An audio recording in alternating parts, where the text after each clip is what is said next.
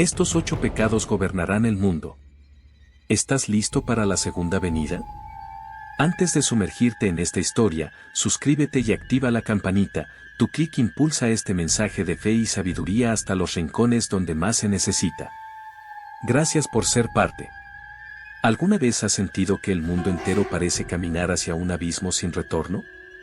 Basta con mirar a nuestro alrededor para darnos cuenta de que algo se ha roto. Los noticieros transmiten tragedias todos los días, la violencia se ha convertido en un espectáculo cotidiano, la corrupción parece ser la norma y no la excepción, y los valores que antes mantenían a la sociedad unida hoy son motivo de burla o desprecio. Es como si una oscuridad silenciosa estuviera cubriendo la tierra, envolviendo los corazones y las mentes de millones de personas que, sin saberlo, se han convertido en cómplices de algo mucho más grande, la preparación del escenario para la segunda venida de Cristo. ¿Pero qué dice realmente la Biblia sobre estos tiempos? Desde Génesis hasta Apocalipsis, las Escrituras nos advierten que, en los últimos días, la maldad no solo existiría, sino que dominaría abiertamente el mundo. El apóstol Pablo, escribiendo a Timoteo, describió cómo serían los hombres en los postreros tiempos, porque habrá hombres amadores de sí mismos, avaros, vanagloriosos, soberbios, blasfemos, desobedientes a los padres, ingratos, impíos. 2 Timoteo 3:2. Palabras escritas hace casi 2000 años, pero que describen con inquietante precisión la realidad de hoy. ¿Estamos realmente tan lejos de esa descripción?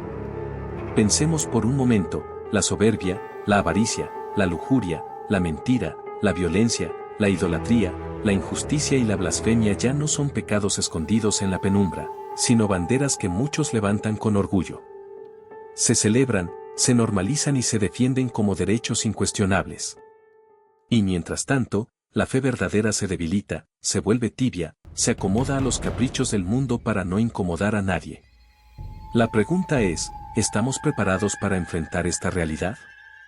¿Somos conscientes de que cada uno de estos pecados actúa como un ladrillo en el muro que separa a la humanidad de Dios? Y lo más importante, ¿qué podemos hacer para no ser arrastrados por esta corriente de maldad que se fortalece día tras día? Hoy quiero invitarte a mirar con detenimiento estos 8 pecados que, según la palabra de Dios, reinarán en los corazones antes del regreso de Cristo. No es un mensaje para asustar, sino una alerta para despertar. Porque entender la magnitud del engaño es el primer paso para permanecer firmes en la fe y en la esperanza de que, a pesar de la oscuridad, la luz de Cristo prevalecerá. Comencemos con el primero, la soberbia.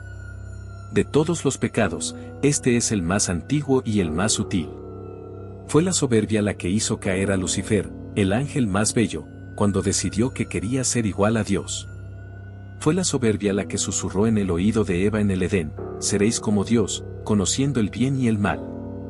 Desde entonces, la humanidad entera ha heredado esa chispa de rebelión que susurra que no necesitamos a nuestro Creador, que somos autosuficientes, que podemos decidir lo que está bien y lo que está mal según nuestros deseos. Hoy la soberbia se manifiesta de 1000 maneras, en la cultura del ego, del yo primero, en la exaltación de la fama y el éxito personal por encima de todo principio moral. Vemos cómo millones buscan reconocimiento, aplausos, seguidores, mientras se olvidan de la humildad, de la dependencia de Dios, de la gratitud por cada respiro. Es la soberbia la que hace que los gobiernos ignoren la justicia, que los poderosos pisoteen a los débiles, que las familias se rompan por la incapacidad de pedir perdón. Pero la soberbia no siempre grita, muchas veces se esconde en lo cotidiano, en el corazón que se niega a obedecer, en la lengua que no reconoce errores, en la mente que cree tener siempre la razón. ¿Cuántas veces has sentido que no necesitas a Dios? ¿Que puedes resolver todo solo? ¿Que tu éxito es fruto exclusivo de tu esfuerzo?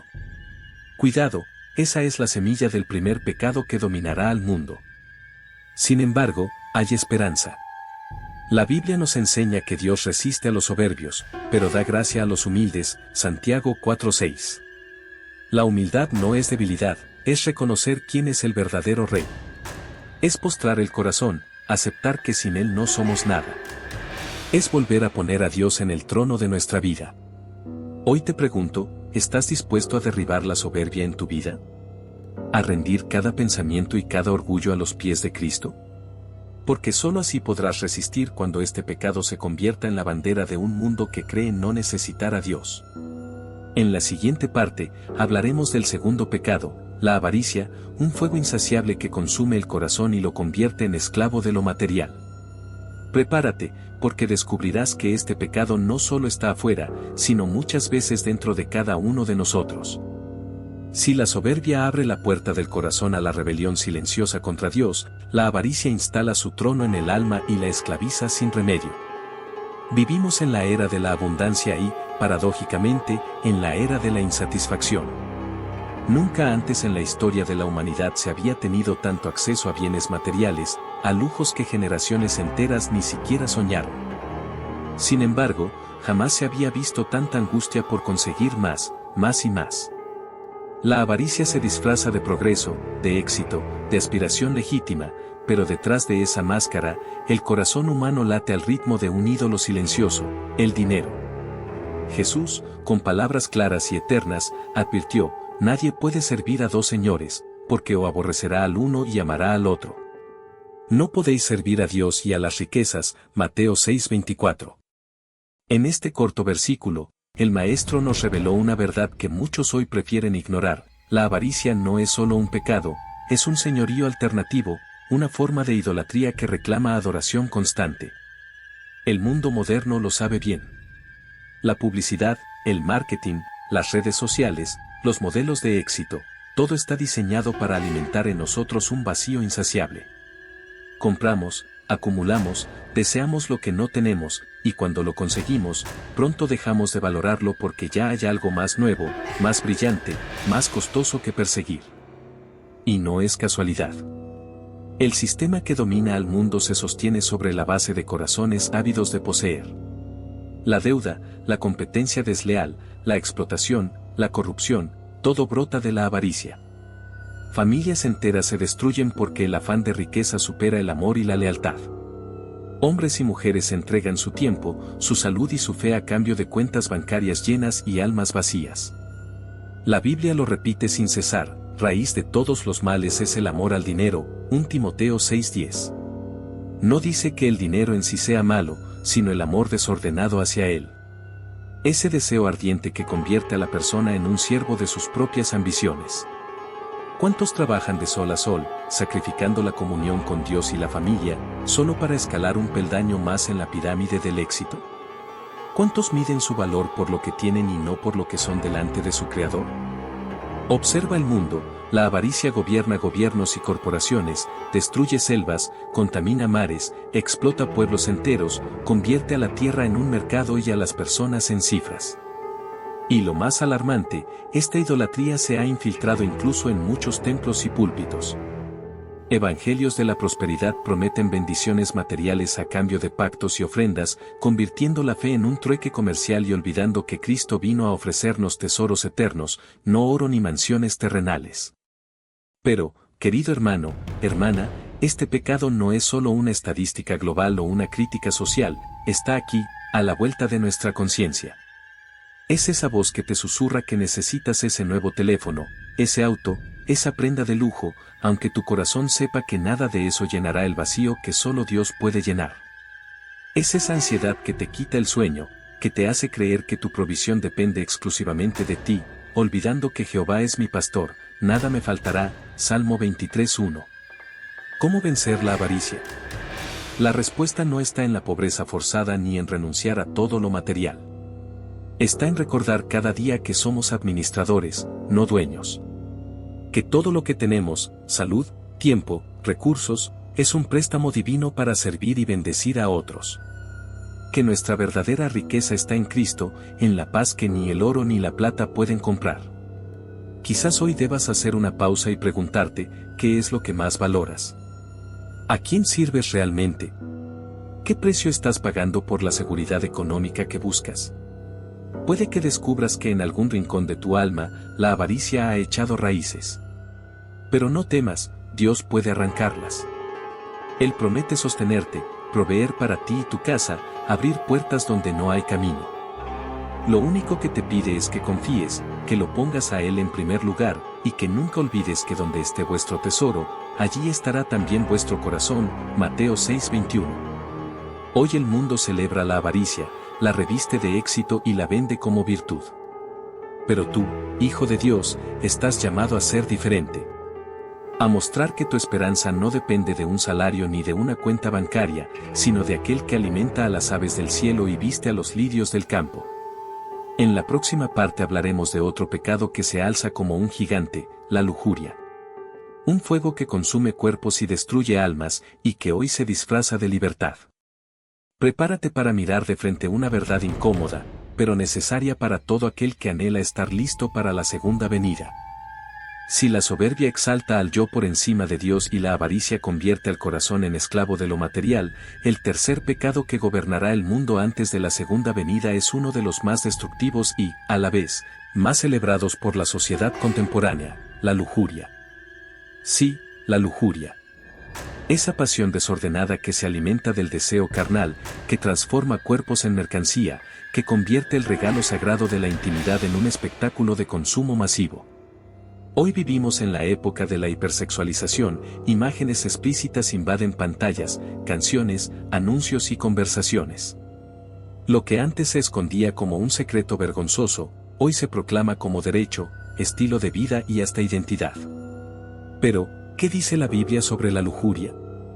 Desde Génesis hasta Apocalipsis, la palabra de Dios advierte sobre la corrupción moral que se cierne sobre quienes entregan su cuerpo y su mente a la esclavitud del deseo desenfrenado. Huid de la fornicación, dice Pablo en 1 Corintios 6:18. El cuerpo no es para la fornicación, sino para el Señor. Este mandato es claro, firme, radical. No hay medias tintas. Porque Dios conoce el poder destructivo de la lujuria, no solo sobre el cuerpo, sino sobre el alma. Mira a tu alrededor. ¿Cuántos matrimonios se rompen por infidelidades? ¿Cuántos jóvenes quedan atrapados en adicciones silenciosas a contenidos inmorales que envenenan su mente día tras día? ¿Cuántas vidas son marcadas por heridas profundas a causa de relaciones vacías, fugaces y rotas? El mundo celebra la lujuria, la pinta de colores brillantes, la ofrece como un dulce irresistible que promete placer inmediato. Pero detrás de ese envoltorio atractivo se esconde la esclavitud, la soledad, el vacío que ninguna noche de pasión logra llenar. No es casualidad que uno de los mayores negocios de este siglo sea la industria del entretenimiento para adultos. Miles de millones de dólares circulan cada año alimentando un mercado que degrada, explota y destruye cuerpos y almas por igual. Y lo más doloroso es que esta industria prospera porque millones de corazones la sostienen en silencio, detrás de pantallas, en habitaciones cerradas, en la oscuridad de la culpa que nadie confiesa. La lujuria no solo destruye a quien la consume. Destroza la imagen que Dios diseñó para el amor. El Creador ideó la intimidad como un lazo sagrado entre un hombre y una mujer unidos en pacto, una expresión de amor, entrega y fidelidad. Pero la lujuria pervierte ese diseño, lo convierte en objeto de placer egoísta, fragmenta la dignidad humana, convierte a hijos e hijas de Dios en productos de consumo. Quizá te preguntes, ¿qué puedo hacer? ¿Cómo escapar de algo que parece estar en todas partes? No es fácil, pero es posible. La victoria sobre la lujuria comienza en la mente.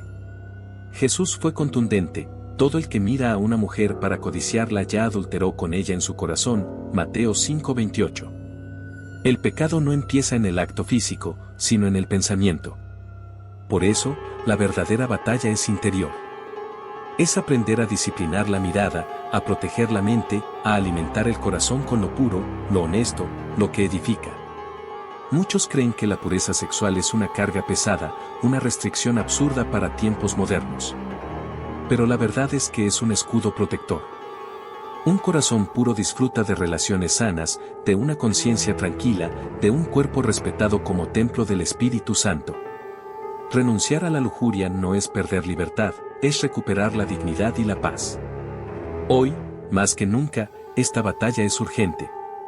Padres deben levantar muros de protección para sus hijos. Jóvenes deben decidir caminar contracorriente, aunque sean señalados como anticuados o radicales. Matrimonios deben cuidarse mutuamente, cultivar la fidelidad, alimentar la intimidad sagrada que Dios bendice. Iglesias deben hablar de este tema sin miedo, sin hipocresía, ofreciendo verdad, apoyo y restauración para quienes han caído. Tal vez hoy cargas con cadenas invisibles. Tal vez te avergüenzas de tentaciones secretas. Déjame decirte algo, no estás solo. Dios conoce cada rincón de tu mente y tu cuerpo. Su amor no se retira ante tus debilidades. Al contrario, Él quiere liberarte, restaurarte, devolverte la pureza que parece imposible de recuperar. Si el Hijo os libertare, seréis verdaderamente libres, Juan 8:36. No permitas que este pecado gobierne tu vida, tu familia, tu futuro.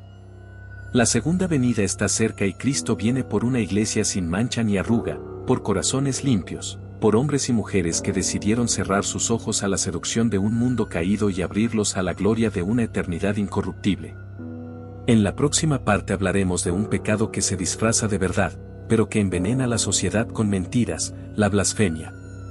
Prepárate, porque veremos cómo las palabras se convierten en armas que desafían directamente al trono de Dios. Si la soberbia infla el ego, la avaricia corrompe el corazón y la lujuria devora la pureza, el siguiente pecado que se alzará como bandera del mundo caído es uno que muchas veces pasa desapercibido, pero cuyas raíces son profundas y su veneno, letal, la blasfemia. Quizás, al escuchar esta palabra, algunos piensen que se trata solo de una maldición lanzada en un momento de ira. Pero la blasfemia es mucho más que una palabra imprudente. Es un ataque directo al carácter de Dios, una declaración de guerra contra su santidad, una burla abierta a todo lo sagrado. Y este pecado no solo se manifestará, ya se manifiesta, a plena luz del día, revestido de cultura, entretenimiento, política y hasta de religión contaminada.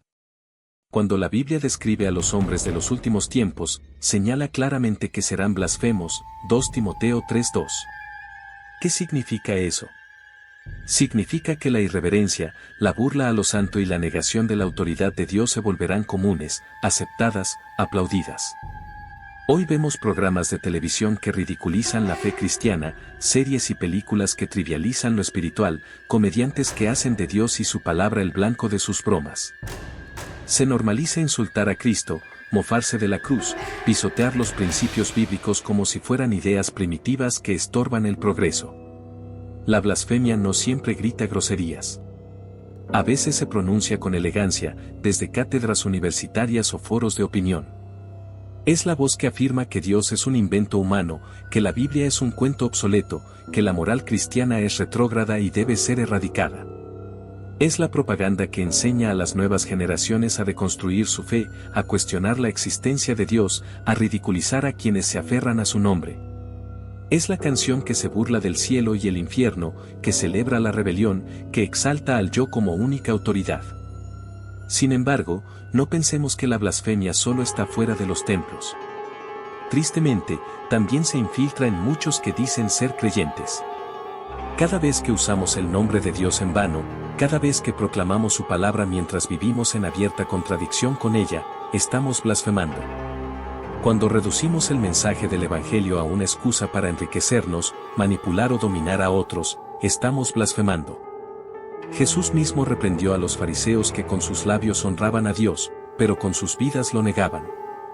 ¿Y qué ocurre cuando una sociedad entera se vuelve blasfema? Lo que ocurre es que la conciencia se cauteriza. La burla reemplaza el temor de Dios, y donde no hay temor, no hay sabiduría ni arrepentimiento. Las palabras pierden peso, las promesas se diluyen, la verdad se convierte en opinión. Y así, la blasfemia allana el camino para la apostasía, un abandono masivo de la fe verdadera. El mundo ya está siendo preparado para adorar cualquier cosa, excepto a su Creador. Pero no todo está perdido. Dios ha dejado un remanente, hombres y mujeres que no se avergüenzan de su nombre, que no doblan rodilla ante dioses falsos ni se contaminan con la burla colectiva. Profetas modernos que alzan su voz para recordar que el Señor no será burlado eternamente. Que toda lengua que hoy blasfema, un día confesará que Jesucristo es el Señor, para gloria de Dios Padre, Filipenses 2:11. Quizás en tu entorno te enfrentas a la burla. Quizás te han señalado como fanático, te han hecho sentir tonto por creer en la Biblia, por orar, por guardar principios que para el mundo parecen absurdos. Déjame decirte algo, no estás solo. A lo largo de la historia, los hijos de Dios siempre han sido objeto de burla. Los profetas fueron perseguidos. Cristo fue escupido y ridiculizado. Los apóstoles murieron proclamando un nombre que muchos despreciaron. Pero su recompensa fue eterna. Hoy más que nunca, necesitamos labios que bendigan y no blasfemen. Familias que enseñen a sus hijos a reverenciar a Dios, a no usar su nombre a la ligera, a defender la fe con respeto pero con firmeza. Iglesias que no teman predicar contra el pecado, aunque eso signifique perder popularidad. Porque lo sagrado sigue siendo sagrado, aunque el mundo diga lo contrario.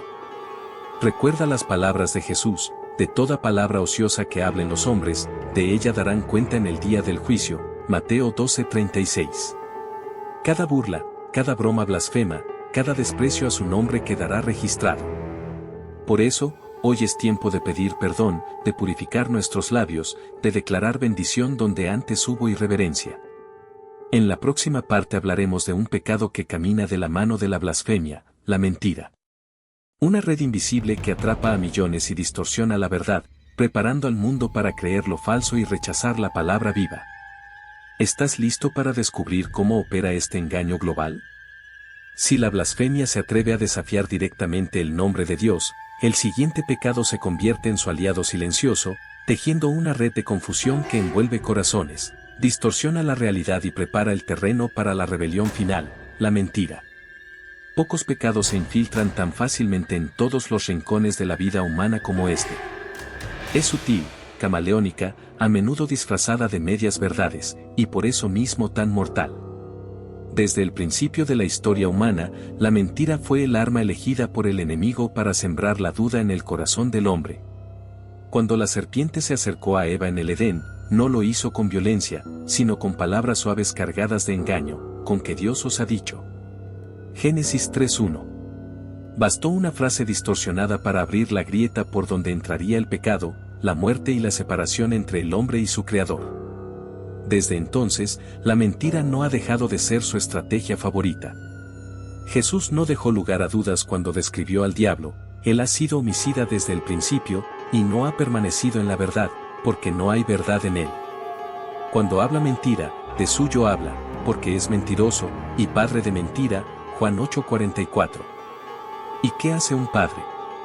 Engendra, da vida, multiplica. Así es como la mentira opera: se reproduce, se expande, se convierte en un sistema completo de falsedades que oscurecen la mente humana. Hoy, más que nunca, vemos este pecado reinando en todos los niveles. Gobiernos que mienten para sostener su poder.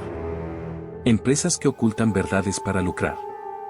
Medios de comunicación que manipulan información para influir en las masas. Redes sociales convertidas en fábricas de rumores, teorías y noticias falsas. Pero la mentira no solo se manifiesta en la política o los grandes poderes, también habita en lo cotidiano. En esas excusas que damos para cubrir errores, en esas palabras dulces que esconden intenciones egoístas, en esos silencios que evitan la verdad para no incomodar. Muchos hoy viven bajo el lema "cada uno tiene su verdad", como si la verdad fuera un producto moldeable según la conveniencia de cada persona. Este relativismo no es nuevo, pero se ha convertido en la filosofía reinante. Se nos enseña que no hay absolutos, que todo es subjetivo, que lo que es verdad para ti no tiene por qué serlo para mí.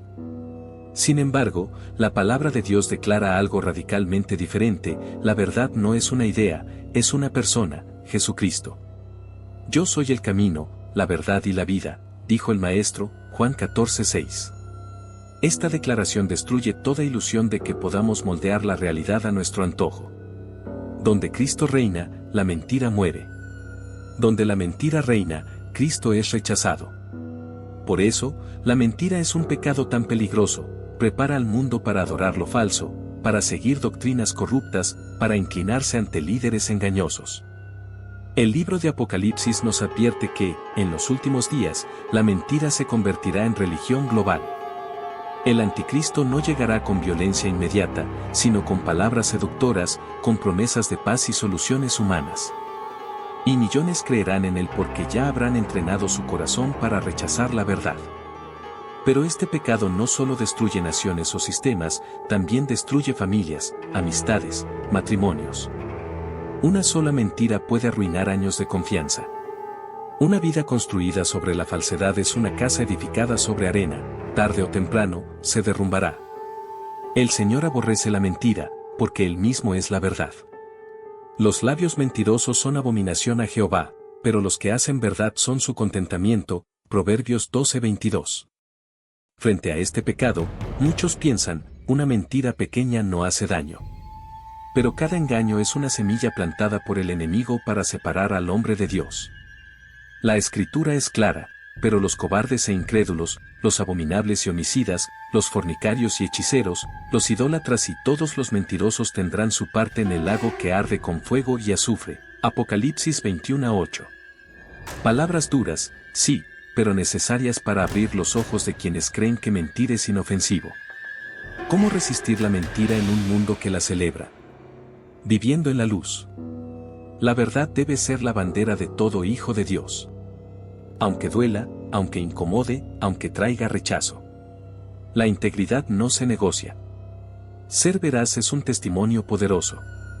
Hoy más que nunca, el mundo necesita ver creyentes que no mientan para encajar, que no maquillen la verdad para proteger su imagen, que no negocien su palabra para obtener favores. Quizá hoy debas examinar tu corazón. ¿Hay alguna mentira escondida que necesitas confesar?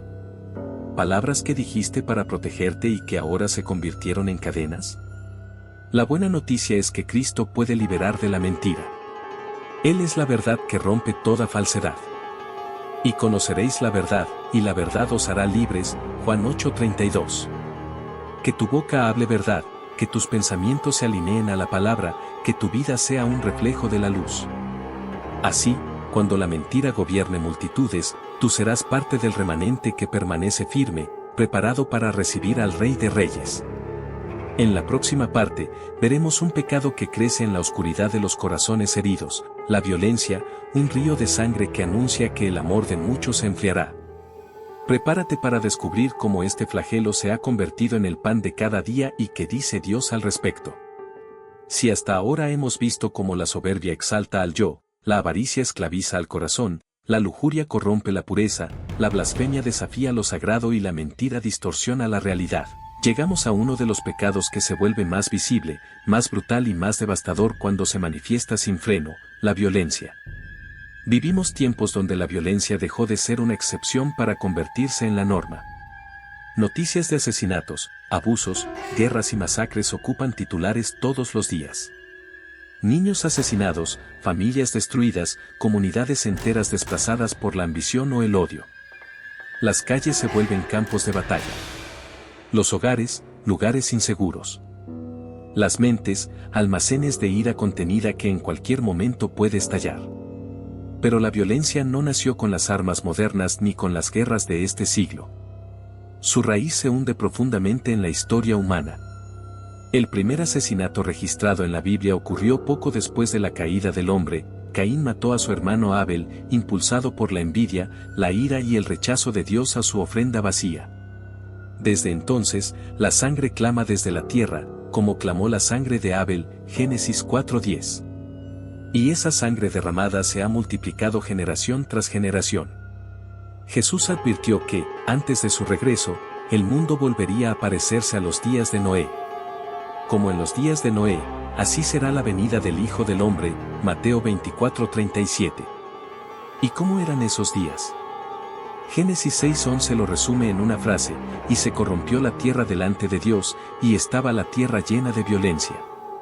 La corrupción moral y la violencia caminaron de la mano entonces, como caminan hoy. Donde se rechaza la ley de Dios, brota la anarquía, donde no hay temor de Dios, la vida humana pierde valor. Hoy la violencia tiene 1000 rostros. Se manifiesta en guerras que parecen eternas, en genocidios silenciosos que aniquilan pueblos enteros mientras el mundo aparta la mirada. Se encarna en hombres y mujeres que descargan su frustración en sus propios hijos, en parejas que convierten el hogar en un campo de agresión física y psicológica. Se esconde en barrios donde la ley del más fuerte decide quién vive y quién muere. Se amplifica en redes sociales donde palabras llenas de odio hieren más profundo que cualquier bala. Muchos se preguntan, ¿por qué tanta violencia? La respuesta está en la palabra, porque se multiplicará la maldad, el amor de muchos se enfriará. Mateo 24:12. El corazón del hombre, separado de Dios, se vuelve una tierra fértil para la crueldad. Sin la luz de Cristo, reina la oscuridad. La humanidad cree que puede controlar su propia naturaleza con leyes, instituciones y tratados de paz. Pero sin una transformación interior, sin el nuevo corazón prometido por Dios, la violencia siempre encontrará un camino para brotar. La Biblia enseña claramente que el odio y el asesinato son parientes cercanos. Jesús lo dijo: cualquiera que se enoje contra su hermano, será culpable de juicio. Mateo 5:22. La violencia comienza en lo invisible, una mirada de desprecio, una palabra cargada de veneno, un resentimiento guardado por años. Lo que hoy vemos en crímenes atroces empezó como una chispa de ira no resuelta, un corazón que no supo perdonar. Pero este pecado no solo destruye cuerpos, destruye almas, desgasta la esperanza, rompe la fe. A muchos los hace preguntarse, ¿dónde está Dios? Pero la verdad es que Dios nunca ha abandonado la tierra. La violencia es la consecuencia del rechazo de su presencia, no su indiferencia. El Señor no desea la muerte del violento ni del violento potencial que cada uno lleva dentro. Por eso, envió a su Hijo para reconciliar lo que el pecado separó. Hay esperanza incluso en un mundo violento. El Evangelio es la respuesta radical: perdón donde hubo odio, reconciliación donde hubo venganza. No se trata de cerrar los ojos y fingir que el mal no existe. Se trata de entender que el único antídoto para la violencia es el amor perfecto que expulsa el temor, que sana heridas profundas y que transforma la espada en arado, la lanza en hoz. El llamado para nosotros, hijos de Dios, es claro: ser pacificadores.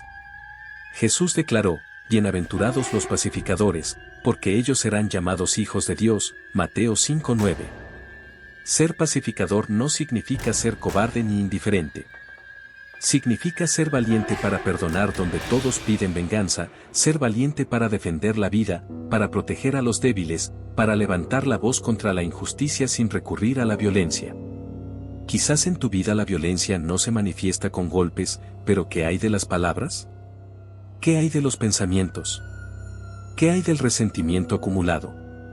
El Señor nos llama hoy a dejar la ira antes de que se convierta en un río de destrucción. A poner nuestra rabia, nuestro dolor, nuestras heridas en manos de aquel que es príncipe de paz. Mientras el mundo celebra la venganza, tú estás llamado a sembrar reconciliación. Mientras la tierra se llena de sangre, tú puedes ser testigo de la sangre que fue derramada para dar vida y no muerte. Esa sangre, la de Cristo, clama mejor que la de Abel, porque no exige venganza, sino ofrece perdón. En la próxima parte hablaremos de un pecado silencioso pero letal: la idolatría. Un corazón dividido que adora dioses falsos, alejando a multitudes del único Dios verdadero. Prepárate para descubrir cómo se infiltra en nuestra vida, incluso sin darnos cuenta. Hemos llegado al final de este recorrido revelador por los pecados que, según la palabra de Dios, gobernarán el mundo antes de la segunda venida. Y es imposible cerrar esta lista sin hablar de un pecado que parece tan antiguo como la humanidad misma, pero que sigue reinventándose siglo tras siglo para seducir corazones: la idolatría. Cuando pensamos en idolatría, muchos imaginan estatuas de piedra, altares llenos de velas y figuras paganas. Pero la idolatría del siglo XXI tiene un rostro diferente, no siempre tiene forma de ídolo tallado, sino de obsesiones invisibles, de amores desordenados, de prioridades que desplazan a Dios del centro de nuestra vida. Es tan sutil que puede habitar incluso dentro de aquellos que se dicen cristianos. La Biblia es clara: no tendrás dioses ajenos delante de mí. Éxodo 20:3. El primer mandamiento no habla de reglas religiosas vacías, habla de amor, de lealtad, de la posición única que solo Dios merece ocupar en nuestro corazón. Sin embargo, desde el principio, la humanidad ha preferido dioses fabricados a su medida: becerros de oro, reyes autoproclamados, dioses de fertilidad, ídolos de madera y piedra. Hoy, esos ídolos se han transformado en celebridades, ideologías, carreras, relaciones, dinero, tecnología, redes sociales, apariencia física, cualquier cosa que robe de nuestro corazón el lugar que solo le pertenece al Señor. Pablo, escribiendo a los romanos, describió la raíz de este mal, cambiaron la gloria del Dios incorruptible en semejanza de imagen de hombre corruptible, y honraron y dieron culto a las criaturas antes que al Creador. Romanos 1, 23-25. Esta es la esencia de la idolatría, tomar algo creado y colocarlo en el trono que corresponde solo al Creador. Es amar más el regalo que al dador. Es dejar que lo temporal gobierne sobre lo eterno. Hoy vivimos rodeados de ídolos. Las pantallas se han convertido en templos. El yo se ha convertido en el nuevo Dios, adoramos nuestra imagen, nuestra reputación, nuestro éxito. Se levantan movimientos que predican un evangelio de amor propio divorciado del sacrificio y la obediencia. El entretenimiento se consume con fervor religioso. Para muchos, una notificación en el celular tiene más poder de atracción que una hora de oración. ¿Cuántos dicen no tener tiempo para leer la Biblia pero dedican horas interminables a series, videos o redes sociales? Y lo más peligroso es que la idolatría no siempre se ve como algo malo. A menudo, se disfraza de algo bueno, el amor a la familia, el deseo de progresar, el cuidado de nuestro cuerpo. Nada de esto es malo en sí mismo, pero cuando se convierte en lo primero, en lo más importante, en lo que define nuestra identidad y dirige nuestras decisiones, entonces se vuelve un ídolo. Dios no comparte su gloria con nadie. No porque sea egoísta, sino porque solo Él es digno de recibirla. Todo lo demás es barro, polvo, humo. Un ídolo promete protección, propósito, felicidad, pero siempre falla. Nos ata, nos exige sacrificios, nos esclaviza, y cuando le damos todo, nos deja vacíos. La idolatría será uno de los pilares del engaño final. El libro de Apocalipsis habla de cómo multitudes adorarán la imagen de la bestia, rindiendo culto a un poder humano que se alzará contra Dios. Será el clímax de la rebelión, la humanidad entera inclinándose ante un trono falso. Pero esta gran idolatría empieza ahora, en lo cotidiano, en cada corazón dividido. Por eso, hoy más que nunca, Dios nos llama a examinarnos, ¿qué ocupa nuestro pensamiento la mayor parte del día? ¿Qué domina nuestras emociones? ¿Qué sacrificios hacemos? Porque aquello por lo que sacrificas tu tiempo, tu dinero, tu energía, eso es tu Dios, aunque tus labios digan lo contrario. Pero aquí está la buena noticia. La idolatría puede ser vencida. No con fuerza humana, sino volviendo a colocar a Cristo en el centro.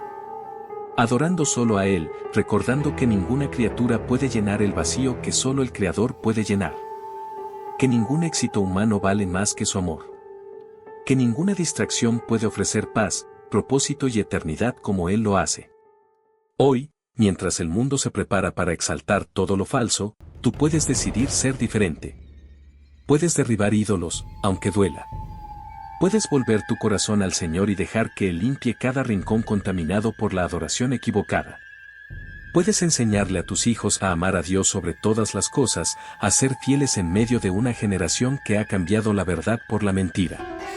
Los 8 pecados que gobernarán el mundo: soberbia, avaricia, lujuria, blasfemia, mentira, violencia, idolatría y, finalmente, la injusticia generalizada que brota de todos ellos, no tienen la última palabra.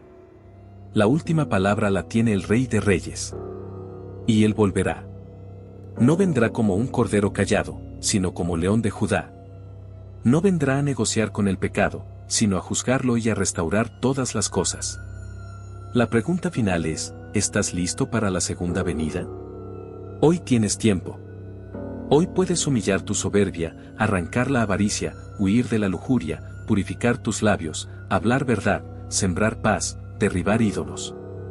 Hoy puedes correr a la cruz, rendirlo todo y levantarte como parte del remanente que esperará a Cristo con lámparas encendidas.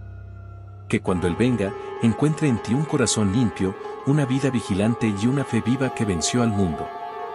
Porque aunque estos pecados gobiernen a millones, Jesucristo reina para siempre. Y su reino no tendrá fin. Si esta historia tocó tu corazón, déjanos tu comentario y comparte este video para que más personas descubran el poder de la fe y el amor verdadero. Gracias por estar con nosotros y nos vemos en la próxima historia.